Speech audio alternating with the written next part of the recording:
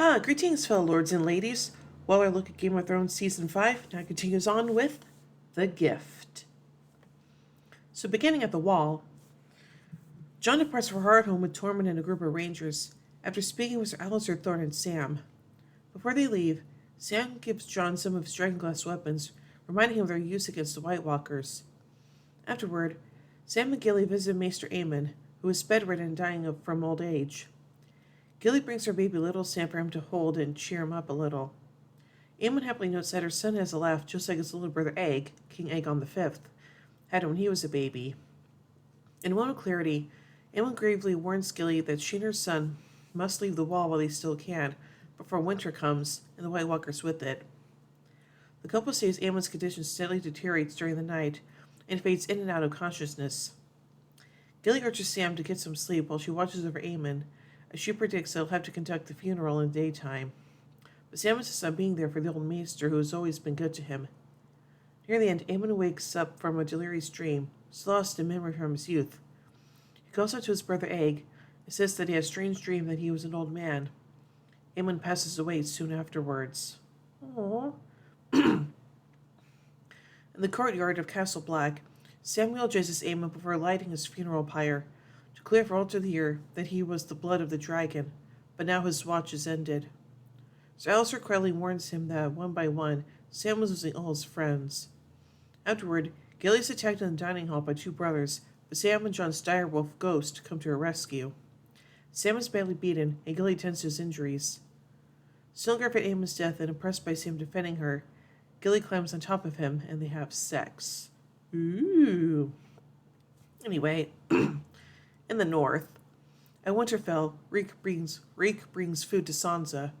She begs for help, telling him how she has been locked in her bedchamber since her wedding day and is visited by Ramsay every night, and he forces himself on her.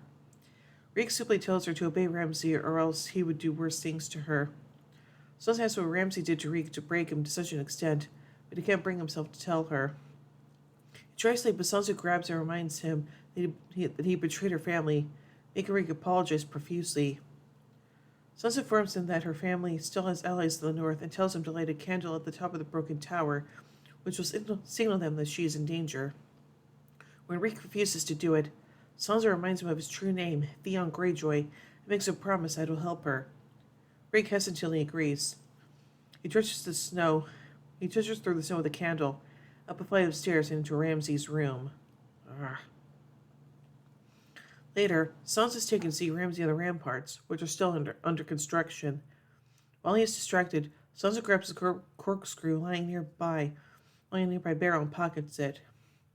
Ramsay speaks of his thoughts on how they will easily defeat Stannis' army since their soldiers, like Stannis', are trained to fight in the snow, and how one day he'll be the Lord of Winterfell and Warden of the North.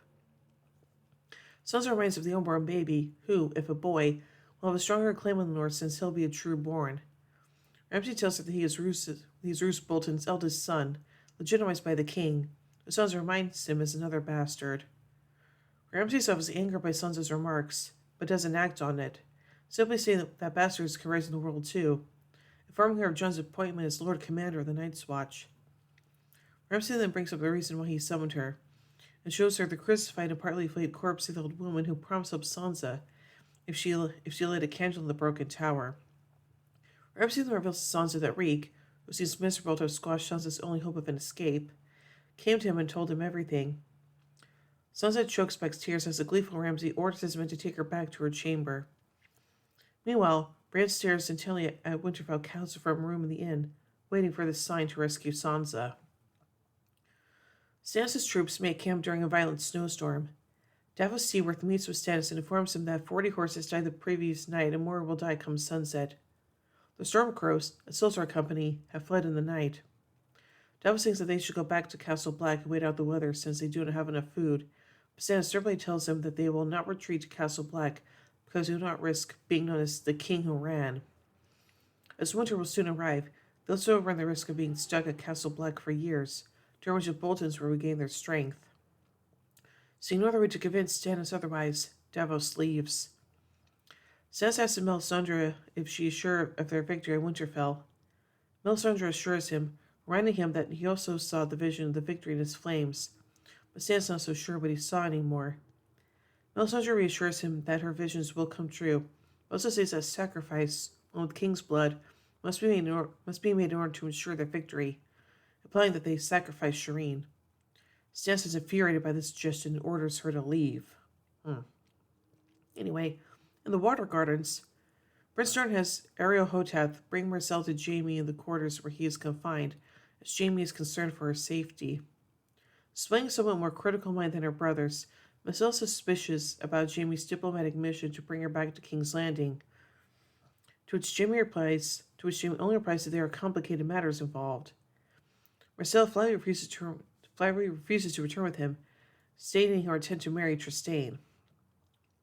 Bronn is singing the Dornishman's wife in his jail cell. In joining cell, the Sand Snakes listen with a mix of annoyance from Obara and Nymeria, and amusement from Tyene. After he finishes, the two parties trade barbs, and Tyene inquires about Bronn's arm, which she cut with her daggers during the earlier fight. Bronn brushing it off as a new scar. The two talk about Tyene's beauty, which Bronn dismisses until she begins to disrobe. Bronn stares intently and begins to change his mind about her. Tyene once again inquires about his arm, and then his head, at which point Bronn's nose starts bleeding and his vision blurs. Bronn collapses and tries to play off his sudden illness, but Tyene reveals that her daggers were coated with a slow-acting poison called the Long Farewell, and her attempts to seduce Bronn were to get his heart pumping faster, thereby allowing the poison to act quicker. She points to an ompule on her necklace, which contains the antidote, but only offers to give it to Bronn on the condition that he agrees that she is the most beautiful woman in the world. Growing weaker, Bronn barely manages to reply affirmatively, and shoves the ampule to a relieved Bronn. Tyene smiles smugly at him and remarks that she finds him handsome as well, before re-rubbing and sitting down next to her mildly amused half-sisters. Anyway, in King's Landing, in the Great Sept of Baelor, Lady Olenna meets with High Sparrow to discuss the imprisonment of her grandchildren, Sir Loras and Queen Margaery. Although they briefly bond over the infirmities of age, she demands that he release him and he declines, stating that they will be punished for their crimes. The High Sparrow tells her that the gods' laws must be applied to everyone equally. Olenna first tries to bribe him, but learning that he cannot be bought, threatens to end the Tyrell support for the capital by ending shipments of food.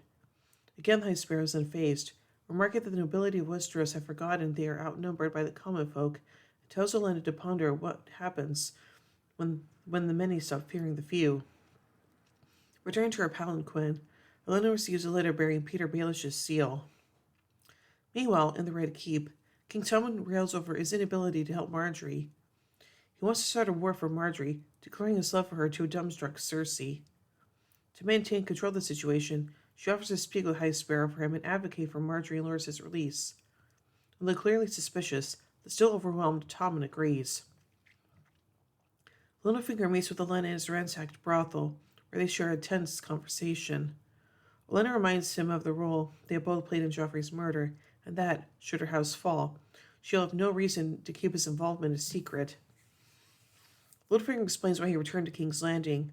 He dared not refuse Cersei's summons, and was obliged to give her information. He tells Olenna that he will give her the same thing he gave Cersei, a handsome young man, implied, in this instance, to be Lancel. In the Sept cells, Cersei meets with Margaery and brings her food, but Margaery refuses, revealing that she knows her mother-in-law is responsible for having her and Loras imprisoned. Cersei, fearful of being overheard, denies this. Margaery mocks Cersei for unconvincing lies of trying to save her, going as far to say that while she knows how to lie and scheme, she doesn't understand innocence and decency well enough to fake them, which Margaery suspects is why Tommen loves her. Margaery, and was willing to send Cersei back to Casterly Rock. Cersei, concealing her fury, tells Margaery her trial will begin soon and that her son needs his mother more than ever. Margaery throws the stew at Cersei and yells at her to get out. Cersei leaves the cell, smiling smugly at Margaery. On her way out, a still gleeful Cersei meets with High Sparrow at a chapel that predates the Great Sept. The pair briefly discuss the legal process that Margaery and Loras will face. As the conversation goes on, however, it's clear that the High Sparrow is about to turn the tables on Cersei. When Brother Lancel appears, Cersei realizes what is about to happen, and a triumphant smile begins to crack. The High Sparrow has an irate Cersei taken into custody by a group of Septos who ignore Cersei's threats and lock her in a cell. Heh. Anyway. And finally, in Meereen, Jorah is sold by Malco to Yazanzo Quagaz. Sorry if I mispronounced that. Before Yazan leaves, Tyrion convinces him that Jorah and he are a team and is also bought.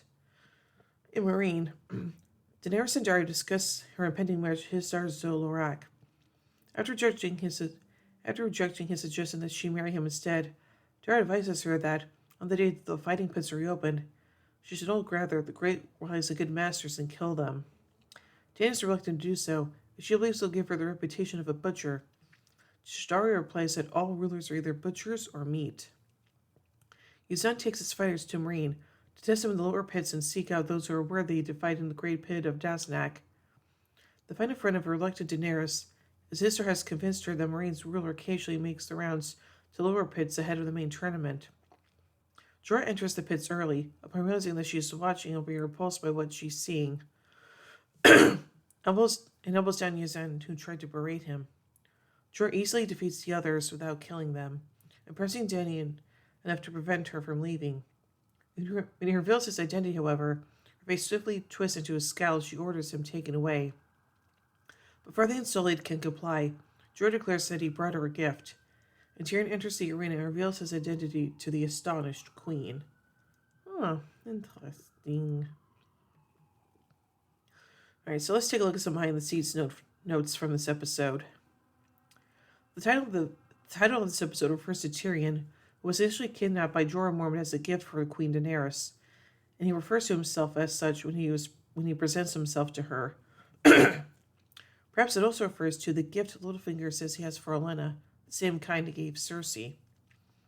It does not, and was initially assumed, referred to the gift, the regional land immediately south of the wall, which was gifted to the Night's Watch when the wall was constructed for their sustenance and support. Arya Stark and Braavos do not appear in this episode. Brienne of Tarth briefly appears for one shot as she waits for a signal, but she has no speaking lines. House Greyjoy has not appeared this season. As of this episode, Tyrion Lannister has officially surpassed his current material from the most recent novel. The fifth and most current novel ends with Tyrion and Meereen and in the fighting pits, and he catches sight of Daenerys at one point, but they're not yet met face to face. But they've not met face to face yet. It's implied that their meeting's on the verge of happening soon, at the beginning of the next novel. Daenerys' storyline is also going to finish off all of her material from the fifth novel by the end of season 5. Executive producer David Benioff explained in an interview with Entertainment Weekly that they moved the meeting between Tyrion and Daenerys up slightly like this because they felt it wasn't good dramatic pacing to hype up earlier in the season that they would meet, only to have viewers hanging across the break until season 6. As Benioff said, quote, "Creatively it made sense to us because we wanted it to happen. They're two of the best characters of the show. To have them come so close together this season, then not have them meet, felt incredibly frustrating. Also, running relatively fast pace. We don't want to do a 10-year adaptation of the books. We don't want to do a 9-year adaptation. We're not going to spend 4 seasons in Meereen. It's time for these two to get together.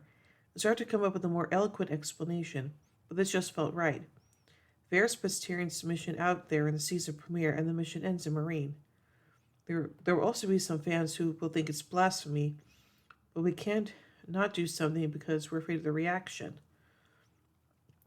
I like to think we've always done what's in the best interest of the show, and we hope most people agree." End quote. Benioff and Weiss have frequently said in the past that they feel like they are adapting the story as a whole, and I tried to neatly match one book into each season, i.e., Jaime didn't do much in the second novel, so they moved some of his more interesting material from the beginning of the third novel, when he starts traveling with Brienne, up to the end of season 2. Daenerys and Nahar mentioned that she's facing enemies within it without Meereen. In the novels, while the attacks of the Sons of the Harpy are an ongoing problem in Meereen, Daenerys is also threatened by the slave masters from Yunkai who reasserted control over that city. In season 4, it was mentioned that the slave masters retook young Kai, and that Daenerys was sending Histara and Dario in some ways to treat with them. In the novels, Daenerys has disrupted the international slave trade so much, because Meereen is a major exporter of slaves, that the major slaver factions in the region, particularly the wise masters of young Kai, mass armies against her. And much of her narrative in the fifth novel involves a dangerous series of political moves to try to stave off open war with the slave masters from outside Meereen. The TV series has condensed events by focusing more on the threats within the city, but apparently the youngish slave masters are still applying external pressure on Daenerys off screen. Note that Yazenzo Kogas is a youngish slave master, and Tyrion and Jorah are sold to him at a slave auction being held on the outskirts of Meereen, apparently at a youngish camp. The slave masters from each of the three major cities of Slaver's Bay are addressed by different titles. Those from Meereen are the Great Masters, from Mankind the Wise Masters, and from Astapor the Good Masters. When Daria is talking to Daenerys in bed, he vividly says she should gather up and kill all the Great Masters, Wise Masters, and Worthy Masters. There are no Worthy Masters, but Daria seems to be just sarcastically referring to Good Masters by slightly misnaming them on purpose. Darius' suggestion to round up all the slave masters and kill them all has a few more details in the novels, absent from the TV series. In the book version, he casts a suggestion to lure all the slave masters into a trap by inviting them all as guests to her marriage ceremony to his daughter, and then massacring them under a flag of peace. Quote, Winkle them out of their pyramids on some pretext. A wedding might serve. Why not? Parvati and his daughter and all the great masters will come to see you, married. When they gather in the temple of graces, turn us loose upon them. This is clear narrative echoes of the Red Wedding, though the overt comparison is not made in the text. Daenerys is so appalled at his suggestion, however, that it drives her in the other direction to seek peace or the marriage alliance. When Malcolm presents Jorah Mormont at the slave auction, he mixes up several facts in a sales pitch, some clearly on purpose. He claims that Jorah is a Westerosi knight from an ancient house trained in sword and lance, who fought beside the Stag King Robert, which is true. He goes on to claim that Jorah was first through the breach of the Siege of Spike, wielding a flaming sword with which he killed 50 men. At the Siege of Pike, Thorstenmere was actually first through the breach and wielded a flaming sword. Jorah was through the breach right after him, and performed so valiantly in the battle that King Robert knighted him, and he probably killed quite a few enemies. Malcolm finishes by claiming that Jorah killed Khal Drogo in single combat. When Jorah told Malcolm directly in the last episode that he killed Drogo's blood rider Kotho in single combat. So on that point, at least Malcolm was exaggerating on purpose. At the slave auction, the currency that is used in Meereen is mentioned by name for the first time, gold honors. Jorah is bought for 20 gold honors by Yazan, which based on bidding seems like a relatively substantial price for a pit fighter. Several places in Essos use currency called gold honors, but they have different appearances and values in each, just as United States dollars and Canadian dollars are two separate things. There are Marine gold honors, Volantis gold honors, and Korth gold honors. Yunkai and Astapor apparently also use their own gold honors. The exchange rate between Westerosi gold dragon coins and Marine gold honor coins is unknown. In the novels, 5,000 gold honors for a pair of slaves sent to the fighting pits is actually thought to be insultingly low. References to gold honors in the Season 5 Histories and Lore video for the fighting pits of Meereen use figures closer to the novels, say that a champion gladiator slave can be worth 300,000 gold honors. It might be impossible to reconcile this if it were established that the slavers at the auction in this episode were simply speaking in clipped phrases, i.e., I bid 20 as short for I bid 20,000. When Jorah and Tyrion go out to the fighting pit, the way the camera shots are framed, and particularly Zan's pre-fight pep talk to them, should be homages to the film Gladiator, directed by Ridley Scott, which won the Academy Award for Best Picture in 2000. Incidentally, actor Jack Gleason stated that while he based his performance as Joffrey Baratheon on several major film villains, one of his strongest influences was the main villain in Gladiator, the arrogant and petulant Emperor Commodus. While filming in the fighting pit training scenes, Actor Ian Glenn scratched his left eye, which made it fill up with blood. Instead of writing into the script, every shot in episodes 7 and 8, The Gift and Hard Home, had to be digitally fixed in post-production. Maester Aemon's death makes Daenerys the last known full-blooded Targaryen in the entire world. Through intermarriage, a few of the other great houses have some Targaryen blood in them, specifically House Baratheon and House Martell, but then, most houses are interrelated on some level. Aemon considers Daenerys to be the last Targaryen after him, and all other characters conceive of her as the last Targaryen. Mr. Aemon's death is highly unusual for a death in the TV series, that he is the first on-screen character to simply die from old age, and peacefully in his bed is that, as the producers even point out in the Inside the Episode video. Historical characters mentioned in the narrative have died of old age, but they lived before the events of the narrative. The only other character to die of old age and natural causes during the time frame of the TV series itself was Hoster Tully, Catelyn Stark's father, early in season 3. But he was never a speaking role, nor did he ever appear alive on camera. He died off-screen, and he only appeared as a corpse at his funeral. Thus, the point stands that Aemon is the only on-screen character to ever simply die from old age. On his deathbed, Aemon talks about his younger brother Aegon, nicknamed Aeg, who went on to become Aegon the Fifth Targaryen after Aemon refused the throne. He's one of the two potential protagonists in the tales of Dunk and Egg, an ongoing series of prequel novellas written by George R. R. Martin, which began 90 years before the start of the main A Song of Ice and Fire series, detailing Egg's rise from a young boy to king on the Iron Throne. Martin has discussed optioning the rights to the prequel novellas to HBO to make a Tales of Dunk and Egg TV adaptation. The negotiations are in a very early stage as of this episode, and due to the extreme workload, it would only possibly be produced after the main TV series is finished. Aemon and Egg had two older brothers, and neither was expected to become king, so Aemon became a maester.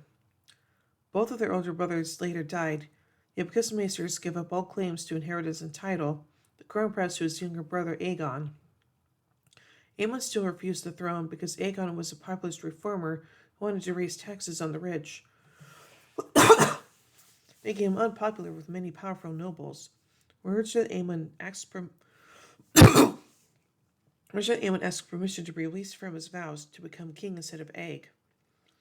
Aemon could have easily become king with their support, but he felt it would be dishonorable to renege on his vows and refuse their offer. He also did not want to be used as a political pawn against his own brother, so he then joined the Night's Watch. At the Wall, he was far removed as possible from the intrigues of the royal court. But then he had taken 2 sets of vows, abdicating any right to inheritance, and the Watch's vows are held to be even more sacrosanct than the Maester's vows. Many others take part in the political intrigues and wars to take and hold the Iron Throne, and usually end up getting killed or betrayed. Aemon, in contrast, was outright offered the throne, but instead of being consumed by ambition, he simply declined and was content to selflessly provide advice to others throughout his life. And unlike those who fought over the throne, he ended up dying peacefully in his bed of natural causes at over 100 years old. Aemon refers to Gilly as Gillyflower. In the season 3 finale Misha, when Aemon first met Gilly, he realized she had been named after gillyflowers, which are a real-life kind of flower. In the novels, Gilly is not attacked by 2 men in the Night's Watch who want to rape her, though many members of the Night's Watch are indeed convicted rapers who were given a choice between exile to the Wall or castration as punishment. Instead, after Aemon dies, Samuel and Gilly have a toast to his life, but both end up getting very drunk. In their shared grief, they seek comfort together physically, as in the TV series. Gilly's actively moving this forward. She pushes him back onto her bed, and she is on top as have sex, while Samuel is reluctant because this is breaking his vows of celibacy, but he soon gives in. The TV series entirely invented the additional element that Gilly is nearly raped but saved by Samuel. Multiple professional critics complained that this was unnecessary and formulaic, also insensitive given that there were already several other sexual assaults in the TV series, some of which had more reason to be in the TV series than this scene, given that they were in the novels. i.e., the description that Gregor Clegane brutally raped and killed Alien Martell, Ramsay Bolton hunting, raping, and killing young women for sport. The brief scene in which Ghost defends Gilly and Samuel from their attackers may have been filmed on a soundstage in Calgary, Canada. In season 5, in this in this episode and his last appearance in the season premiere, Ghost had been played by a real trained wolf named Quigley. The production team wanted to hire a full-size wolf to play Ghost now that he is older.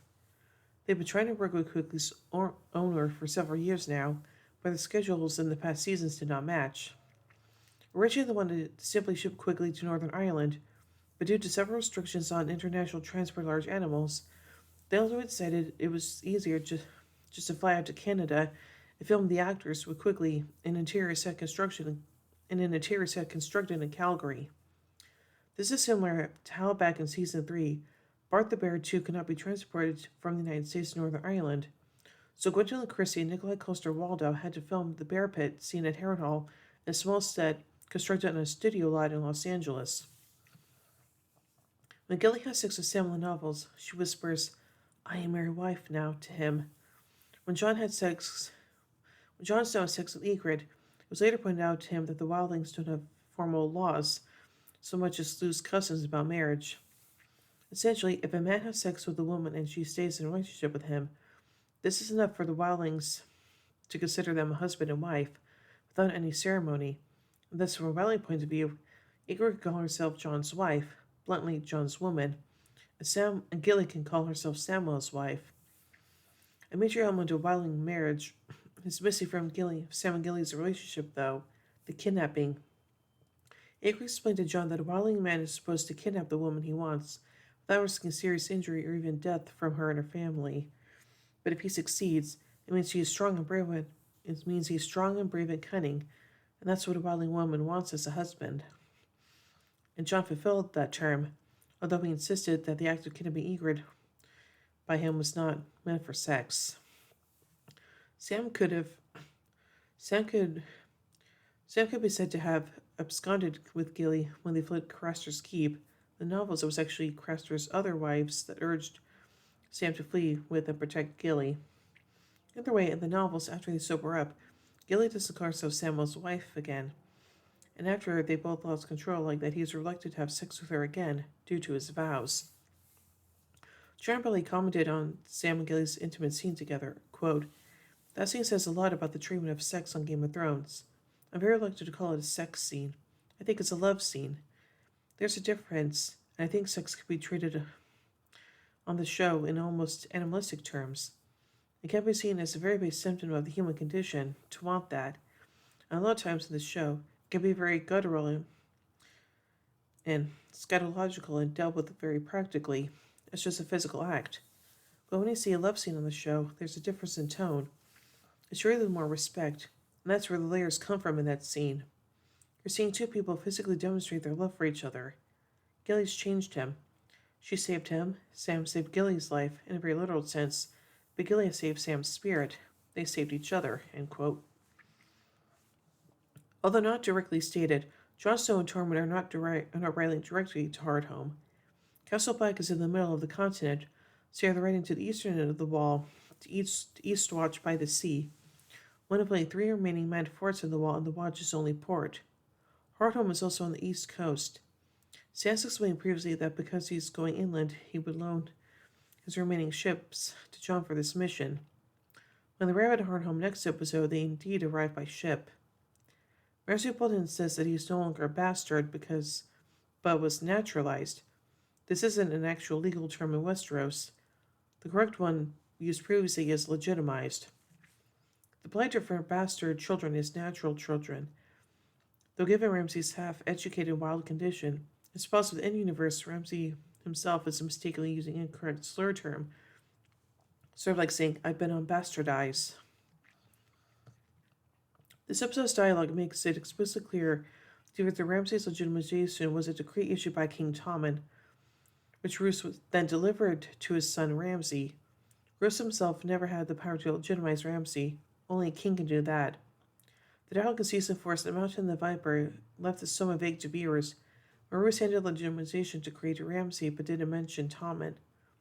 Promotional images from the episode did show a close-up of the decree Roose handed to Ramsay. Indeed, had Tommen's stag alliance sigil on the seal. Casual viewers who only watched the aired episode, wouldn't have been able to know it was a decree from Tommen and the Lannisters. Sansa supports Ramsay by bringing up that his father Roose is going to have a baby with his new wife Walder Frey, and if it's a boy, he would be ahead of Ramsay line of succession. This isn't a mistake of dialogue, but Sansa is making a slanted argument to make a jab at Ramsay. Martin has stated that legitimization of bastard children happens so rarely in Westeros that there's simply no official legal precedent for where they stand in the line of succession. If the Lord has a legitimized bastard son, but then a younger legitimate son with a new wife, which of them will be heirs simply up to the Lord's discretion, whether he wants to go by absolute age or to rank his legitimized bastard behind his born legitimate children. For that matter, some even argue that a legitimized bastard son ranks behind a younger but born legitimate daughter. Such disputes are frequent cause of civil wars in Westeros. If Walden has a son, it wouldn't automatically be the new heir, as Sansa's line might imply, but she's trying to unsettle Ramsay by pointing out that there are many who nonetheless feel that Ramsay's newborn legitimate child will outrank him.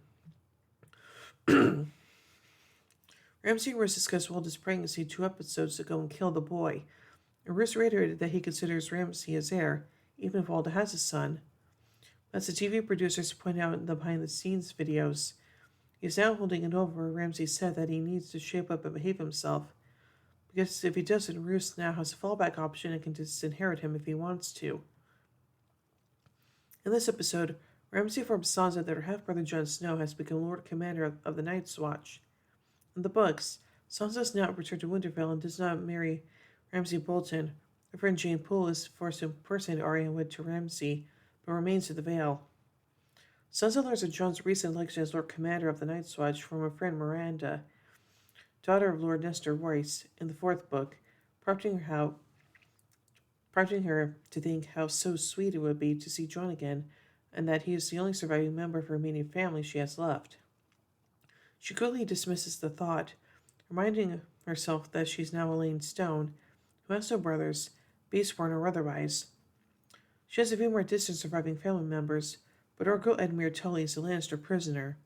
The rest of the Tully garrison are hopelessly besieged at River Run, and her cousin, Robert Arryn, is little more than a sickly puppet of Littlefinger. At this point in the TV series, Jon and Sansa have never actually exchanged dialogue. In the books, they demonstrated dialogue in present time, but only in memory. They briefly appear together when the entire Stark household gathers in Winterfell's courtyard to greet King Robert's arrival. Sansa is very close to her mother Catelyn, who avoided her husband's bastard son by another woman, and she also pursued different interests such as needlework and dancing. As a result, Sansa might not have spent much time with Jon, unlike the tomboyish Arya, who was very close to Jon. Nonetheless, in Sansa's current predicament, it's obvious that Sansa would turn to Jon for help or shelter, which Jon would certainly provide. Despite Sansa and Jon apparently not having as much interaction growing up, other than in shared family memories, they think of each other at various points in the books after their family separation. Some examples include Jon missing his family, including Sansa, when he first experiences the hardships of the Night's Watch, recalling Sansa's advice to him on how to talk to girls, and, upon regarding the beauty of a winter morning, finally recalling how Sansa would call this an enchantment. Likewise, Sansa thinks about Jon when she meets a member of the Night's Watch in the first novel. Remembers Jon with the rest of her family when she sings in the Sept during the Battle of Blackwater, and thinks of how so sweet it would be to see Jon again in the 4th novel while she's hiding in the Vale with Littlefinger. Ramsay mentions that Stannis has bolstered his forces with thousands of foreign sellswords. At Stannis' camp, Davos later mentions that they've hired sellsword companies, though the Stormcrows ran off in the night. This is a major running subplot in novels which has apparently been heavily condensed in the TV series. It isn't even directly explained how Stannis got the money to hire so many sellswords, but simply mentioned in passing that he has them. Essentially, in the novels, as it progressively becomes clear that Cersei and the Lannisters cannot pay back the Iron Bank of Bravos, The bank correspondingly becomes willing to give even more new loans to Stannis so he can hire more sellswords. Apparently, this happened off screen in the TV series, though it was explained 3 episodes ago in Sons of the Harpy that the Iron Bank has called in its debts. The Lancers only physically possess 1/20 of the total debts they owe the bank. Time moves more slowly in the TV series than the novels, about 1 year per season, and Stannis has spent about half of season 5 at Castle Black. Stannis said that he stayed there longer in the TV continuity, perhaps a few months while he reconsolidated his remaining army and sent letters to northern leaders like Lyanna Mormont to try to win their allegiance. It's therefore entirely possible that, off-screen, in the past week, Stannis was exchanging letters back and forth to the free cities, getting more loans from the Iron Bank, and also hiring and transporting new sellsword companies. Stannis said in Season 4 that he had about 4,000 men left. He only had around 3,000 men in the Battle of Castle Black, though he may have left a few hundred men behind to garrison Dragonstone. In the next episode, the Boltons say that Stannis' total forces number about 6,000, minus the Stormcrows who left, so about 2,000 to 3,000 of his remaining force must be sellswords. In the novels, there are more scenes at the Small Council which Cersei ineptly tries to deal with a debt crisis. As representatives from Iron Bank come to the council, but Cersei's only response is to insult them. This culminates in Cersei bluntly telling the bank that, despite the huge amount of money she owes them, she has no intention of paying them back given a fraction of what they are owed for the duration of the ongoing rebellions by Stannis or the Greyjoys, which might take years to be completely crushed. The Iron Bank responds by officially switching its support to Stannis as the acknowledged rightful king. This antagonist restores to the wall in person to extend him a massive new loan, enough to hire 20,000 new sellswords. Stannis signs the contract in his own blood, then dispatches one of his knights, Sir Justin Massey, to go to the free cities to hire these new forces, needed for when he hopes to march on southern Westeros. Though he then proceeds in his march toward Winterfell with his current forces. Given that Cersei is already imprisoned by the High Sparrow in this episode, the scenes of Cersei assaulting the bank, causing them to officially switch support to Stannis with massive new loans, seems to be heavily condensed, and it's only somewhat implied that the bank must have been giving Stannis even more loans as to get more angry at Cersei for not paying them back. Davos mentions Stannis that the Stormcrows are a sellsword company that they hired 500 men strong, but they lost heart at the rough march through the snow and ran off during the night. This is a nod to the novels, in which the Stormcrows play a larger role. But when Nurse arrives in Slaver's Bay, there are actually 2 sellsword companies that she wins her allegiance, the Second Sons and the Stormcrows. The TV series simplified this by only having her counter the Second Sons, but then doubling the number of soldiers that the Second Sons have in the TV series. Excuse me. In the novels, Daario Naharis was actually the captain of the Stormcrows, not the Second Sons. He was made leader of the Second Sons in the TV series after this was condensed together. The Stormcrows are currently at the Slaver's Bay and have nothing to do with Stannis and his military campaign at the north. Melisandre reveals that she wants to sacrifice Shireen to the Lord of Light to ensure victory. She has made no mention of this intention in novels, yet, though it is implied that she might want to in the future, necessary against the Boltons but in the war against the White Walkers. Melisandre also mentioned last season that she wanted Shireen to take it with them when they left for the Wall because the Lord of Light's plans involve her. In the novels, when Stannis receives his new dry loan from the Iron Bank and sends Sir Justin Massey to Braavos to hire a major new army of 20,000 sellswords, he specifically says that even if he dies in battle and the assault against Winterfell fails, he expects the remaining forces elsewhere to return and keep fighting to put his daughter Shireen on the Iron Throne. Melisandre and Stannis mentioned that she threw leeches containing King's blood, Gendry's blood, into a fire back in Season 3 episode Second Sons, as a spell to kill the rival kings of Westeros, after which Robb Stark and Joffrey Baratheon did indeed die. Oddly, they don't refer to 2 facts that cast serious doubts in Melisandre's claims. First, only 2 of the usurpers have died, although Stannis also named Balon Greyjoy during the spell as the rival king that will die. Second, neither of them was killed by magical means. In the books, Davos stresses those facts in order to discredit Melisandre, and by that, to dissuade Stannis of sacrificing his bastard nephew Edric Storm, and so he was replaced by Gendry, as Melisandre keeps demanding. Melisandre insists that the Boltons and Freys were merely the Lord of Light's instruments. Stannis, however, agrees to Davos and refuses to let Melisandre sacrifice Edric. When the third false king dies, Stannis finally agrees to sacrifice Edric, but Davos has already sent him away. Perhaps not coincidentally, the episode makes it a point for Sansa to emphasize to Reek that he is really Theon, son of Balon Greyjoy. Balon has barely appeared or even been mentioned in the TV series since season 2 ended. He only briefly appeared for a single scene in the season 3 finale. The other time that Balon was even mentioned between the season 3 finale and this episode was back in season 4's The Mountain and the Viper. But again, only Assessor Ramsay has Reek pretend to be Theon and introduce himself as Theon, son of Balon. Marcelle Baratheon states that she has been in Dorne for years. In the novels, Marcelle has only been in Dorne for about 6 months at this point. However, the TV timeline moves more slowly than the novels, at her one TV season, equal to about 1 year of in-universe story time. Given that Marcelle went to Dorne in mid-season 2 and is now mid-season 5, Marcelle has indeed been in Dorne for about 3 years now. This does raise a separate issue. Gilly's baby Little Sam was born in mid-season 3, meaning that he should be nearly 2 years old at this point. He can possibly be a baby much longer, going into season 6. Also in the novels, Violets don't actually name their children until they are 2 years old, due to the high infant mortality rate living north of the Wall. After Aemon dies, Gilly says that she wants to name Mance Rayder's baby in his honor once he turns 2 years old. Bronn finishes singing The Dornishman's Wife, who started singing the preceding episode and insisted that the whole song really hinged on the ending, which is the punchline to an obscene joke.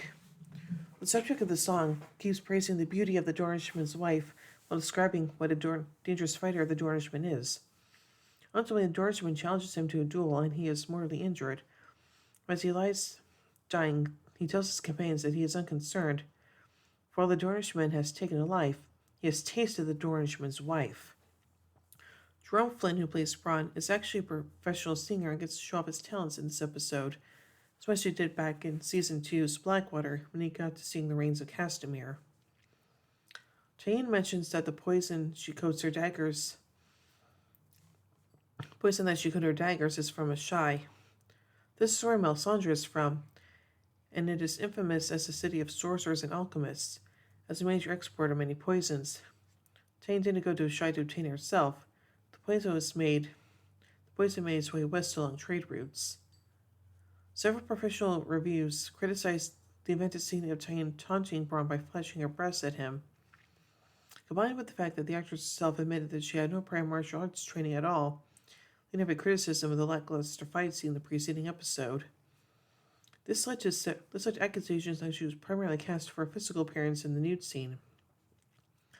Rosabelle Laurenti Sellers also admitted that she never even watched an episode of the TV series before being cast, though she tried to catch up quickly after she joined. The TNT and taunting Bronn was actually used as the audition scene for the character, just the dialogue, not the nudity, so it wasn't just a rushed last-minute addition. Some TV viewers may have been confused or thought it could try that Cersei Lannister comes to the Great Sept without guards, purely to gloat on Marjorie Tyrell, and that it takes a very long time for her to realize that the High Sparrow is talking about her sins and that it's turned on her.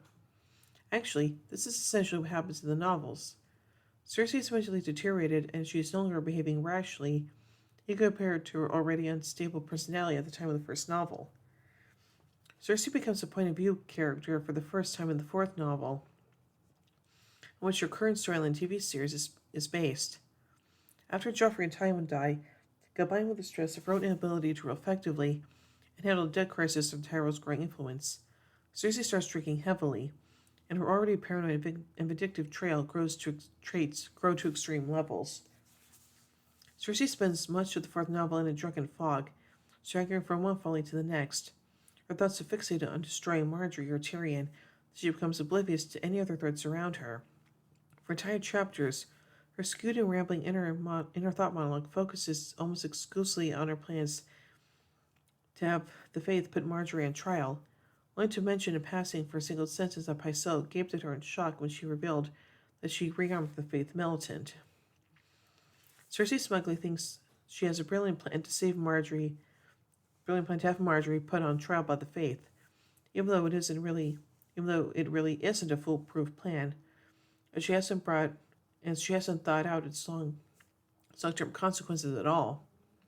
Helena even voiced her shock about this to Cersei's face in the previous episode, Bolin pointing out to her that the Lannisters are dependent on the Tyrells as their only as their only major remain as their only major remaining source of money, food, and extra soldiers, in the middle of an already huge debt crisis.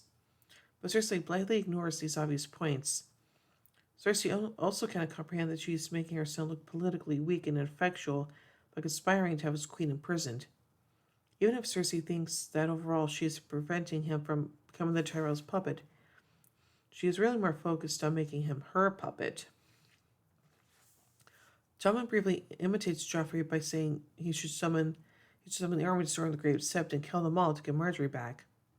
Like his older brother, however, Tommen is a sane and moral person, and only says this because he is worried about the safety of the wife he loves, in contrast to Joffrey, who would have killed people over slight insults, real or imagined. Moreover, he only says this in a brief moment of anger, but reminded it would be impractical. Marjorie would be the first to die. And so he recognizes he shouldn't do that and just meekly drops the suggestion. Again, in contrast how Joffrey couldn't be talked of crazed and violent actions.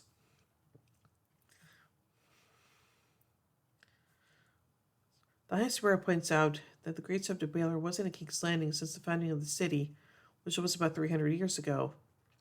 The Sept was commissioned by King Baelor the Blessed, who died about 130 years ago. Putting the scene between Cersei and Tommen and then Jaime and Myrcella right next to each other helps raise a point. Cersei never had a substantial relationship with her younger children, but doted on her eldest child, Joffrey, spoiling him right while almost ignoring Tommen and Myrcella.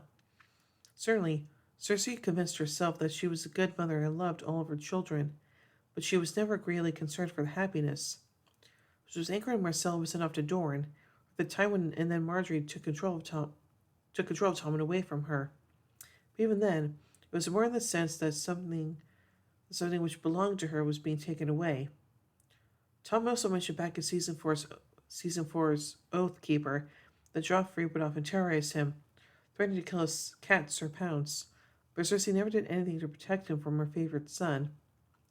In this episode, she lies and manipulates Tommen while mixing in half-truths. He's upset at what's happening to his new wife, not realizing that Cersei herself caused it, though she thinks she's doing what is best for him. In contrast, Myrcella then flatly tells Jaime that she's actually happier in Dorne than back at King's Landing with Cersei, and they don't even know her very well. Myrcella says that Cersei told her she had to go to Dorne. In the books, Myrcella sent without Cersei's knowledge or consent and against her will.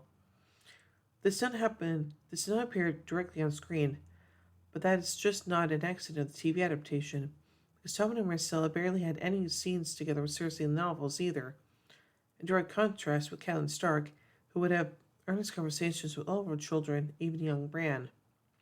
Cersei never had a heart-to-heart scene in which she discussed with Myrcella that she had to go to Dorne from the marriage alliance.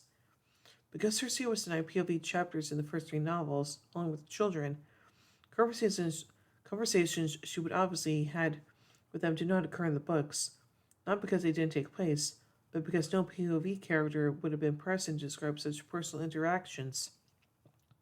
Cersei's internal monologue prior to her being consumed by the prophecy, paranoia, and alcoholism, something which disgusted her about Robert, do not exist in the books, as she does not get her own POV chapters until the 4th novel, after the deaths of Joffrey and Tywin and her growing dependency on alcohol. Littlefinger's brothel remains abandoned after being trashed by the Faith militant, who also painted angry graffiti on the walls. Olenna Tyrell and Littlefinger secretly meet in the abandoned brothel. Diana Rick remarked in an earlier interview on what she thought was a hilarious detail, which might not be immediately noticeable to viewers. Because it's a brothel, there are dildos and sex toys strewn all over the floor. The dildos are made of clay, and the idea is that they were smashed when the Faith Melton trashed a brothel. So when Rick was filming the scene, there were bits of dirty, smashed clay dildos strewn all over the floor. Rick joked that it would have made a great photo for an next birthday card. Elena has reverted to her season 3 and 4 costume of teals, pale greens, and dull golds, after wearing House Tyrell's bolder true colors in the previous episode. It's likely she does this because she obsessively goes to negotiate with the High Sparrow, instead of being overtly intimidating. On more mundane possibilities that Elena might have risen from High Guard and is making do with whatever Tyrell wardrobe was on hand in the Red Keep. According to Finn Jones, who plays Loris Tyrell, the Sparrow's motives are not religious at all, but using religion as a guise for a power grab. Finn Jones said about the Sparrow's interview that it's paupers for the believed rule. Evidence for this is backed by Elena telling the High Sparrow that half the men, women, and children in this foul city break the sacred laws. You live among murderers, thieves, and rapists, and you punish Loris for shagging some perfumed pawns, and Marjorie for defending her brother? The High Sparrow tells Elena that the self-appointed star prohibits bookery and perjury. It's unclear if this is also true in the novels. This is the first time since Season 2 that Game of Thrones had aired during Memorial Day weekend. As to Seasons 1 and 2, there was an associated decline in ratings. Interesting. So overall, I think this episode's pretty good, and yeah, I like the fact that Tyrion is now with that Tyrion and Daenerys have finally met, and yeah, it looks like Cersei is definitely getting what's coming to her. So yeah. So overall, I give The Gift 4 Iron Thrones out of 5. Well, anyway, tune in more as we take the next episode, Hard Home. So until then, remember everyone, winter is coming.